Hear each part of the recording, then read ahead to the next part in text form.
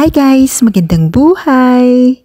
So eto nga palang video na to guys ay super late post ko na bago pa kami pumunta ng bakasyon sa Budapest, Hungary.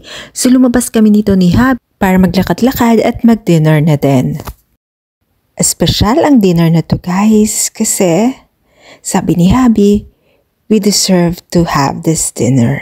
So ayan nga at nakarating na kami dito sa may city center at naglalakad-lakad muna kami bago kami pumunta dun sa restaurant kung saan nagpa-reserve si Habi. First time nga pala naming itatry ang restaurant na to. Fish restaurant siya guys at ang pangalan niya ay Itiko.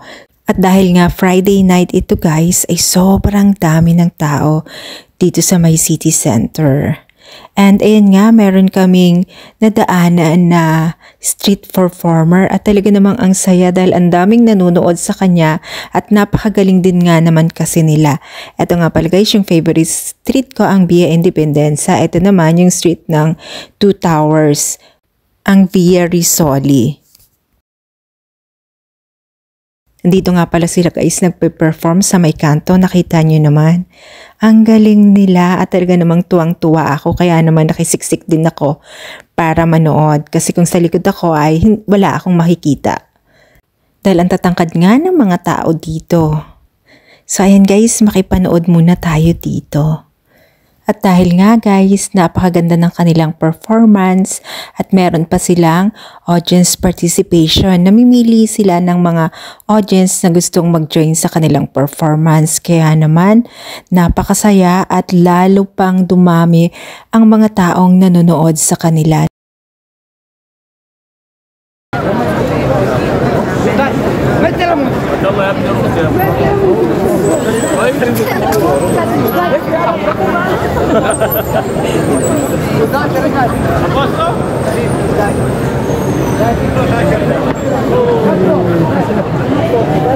Maya-maya pa nga niyan ay niyaya na din ako ni Habi na maglakad papunta na sa restaurant dahil malapit na ang aming reservation time. At ayan, nandito na nga kami guys. Ito nga pala yung aming reserved table. Ayan, napakaganda ng ambience niya sa loob, napaka-cozy niya. And gustong-gusto ko itong kanilang mga utensils dito, diba? Lakas maka-elegante. Ito yung pangalan ng restaurant. Ito nga pala guys, yung kanilang welcome dish. At white wine nga ang pinili ni Habi dahil magfa-fish kami tonight. And French wine yan guys. At napakarami nilang collection ng iba't ibang French wine and local wine dito. At ayan nga guys, dumating na ang aming in-order na raw seafood platter ni Habi. Looks inviting. At ang ganda ng quality ng kanilang mga seafood dito guys. Talagang mai-enjoy kayo and sulit yung ibinayad nyo kahit medyo mataas yung presyo nila. Pero talaga namang mag-i-enjoy kayo and sulit. At eto nga kanilang oyster. Ay talagang nag-enjoy kami ni Habi lalo na ako. Napakataba niya guys at napakalinamnam. Ganon din itong kanilang scallops.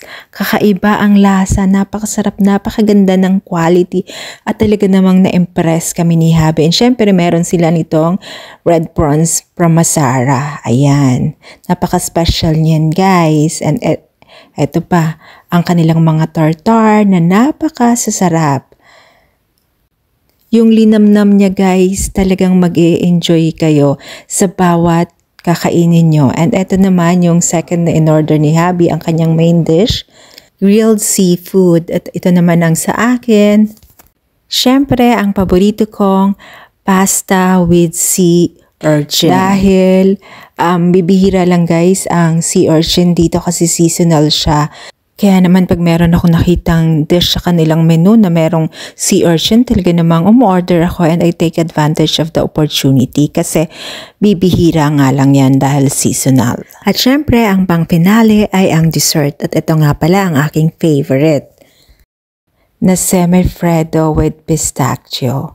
At napakasarap niyan guys, talaga namang nag-enjoy kami ni Habi sa aming dinner tonight. So yan lang guys for today. Thanks for watching. Please don't forget to like, share, and subscribe.